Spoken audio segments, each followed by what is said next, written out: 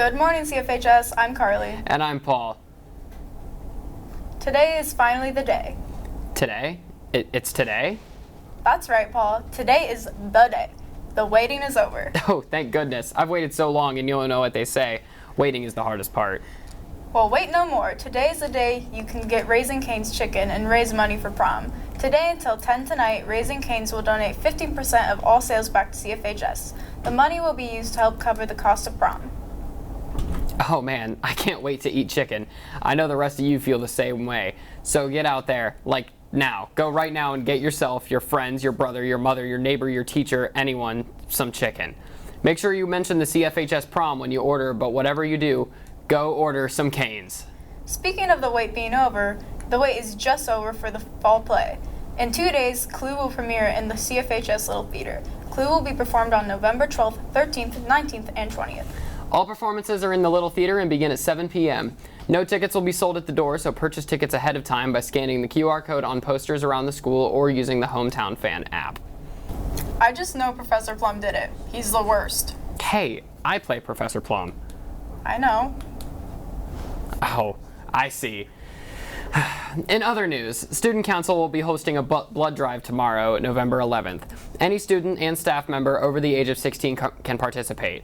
Students can earn 2 hours of community service for their health class or for National Honor Society. You can still sign up today during lunch. The simple act of donating blood can save up to 3 lives, so swallow your fear of needles and sign up to save lives today. In the ever-increasing emphasis on mental health, Cuyahoga Falls has brought on a social worker to help address the mental welfare of students. TNN's Austin got a chance to sit down with Ms. Hicks to discuss some strategies to stay healthy.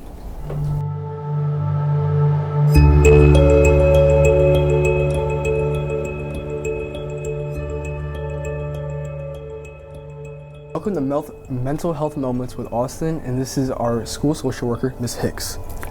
We have a few questions to ask her, and it will help us get over our mental health times. First things first, when do you feel the need to reach out to a friend? I think that is totally up to the individual. Our mental health is an important part of our daily lives. So sometimes it can be up, sometimes it can be down. You're going to have good days, you're going to have bad days, and that's okay. So whenever you're feeling more sad than normal, or you're feeling more nervous, or you're feeling anxious, or you're just feeling like not yourself, then that's the appropriate time to reach out to a friend or a trusted adult. Okay. Now, when you're in a stressful moment, what can others do to help themselves calm down? Yeah. So there's a variety of different coping skills that individuals can use, whether it's like exercising or writing, journaling, participating in a sport or extracurricular activity. So anything that can promote your well-being that you enjoy doing. And that could also mean talking to a friend. That could mean like taking a nap or doing some meditation. There's some really cool apps right now out there on the app stores, Google or Apple, that you can utilize, like a Calm app, and that can teach you like meditation. Yoga is also very beneficial to help with your emotional regulation also. Okay, now this question came from a teacher named Ms. Thompson.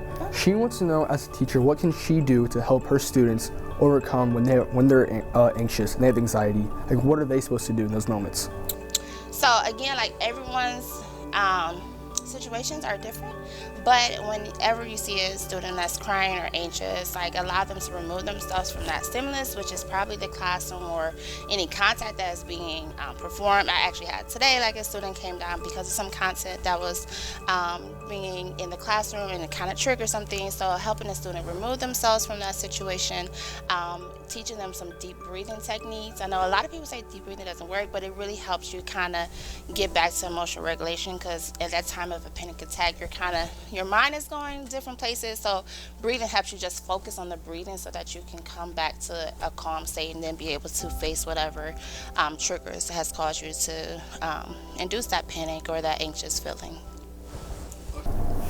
Okay, now for someone who's had, like, let's say a bad mental health for a few months and they don't want to reach out to a friend, what would be some quick tips to give them to make them feel better? I would say like writing or journaling would be helpful.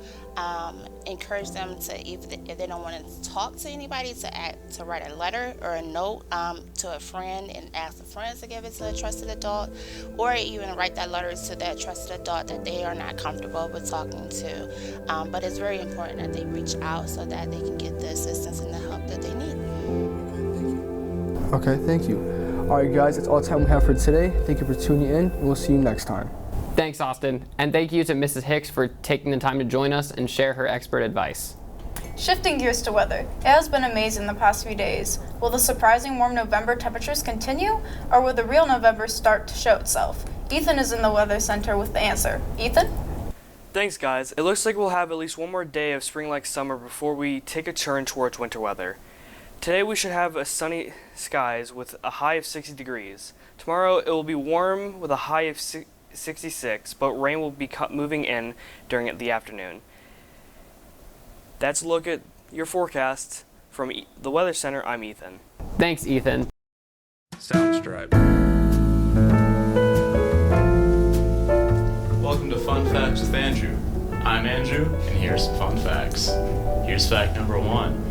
A shrimp's heart is actually in its head. Now enough about that. Let's get on to fact number 2. Each authentic chef hat has exactly 100 pleats or folds on it. Now, onto our final fact of the day. The little dot on lowercase i's and j's is also known as a tittle. That concludes the 3rd edition of Fun Facts with Andrew. See you guys next time. Here's a bonus fact. Elisa's birthday is sometime this year. That will put a wrap on today's episode. Be sure to join us Friday for another spectacular episode. Also, remember, if you want to submit an announcement or have an idea for a story for us, scan the QR code on the screen. From all of us here at TNN, Have a great day, CFHS.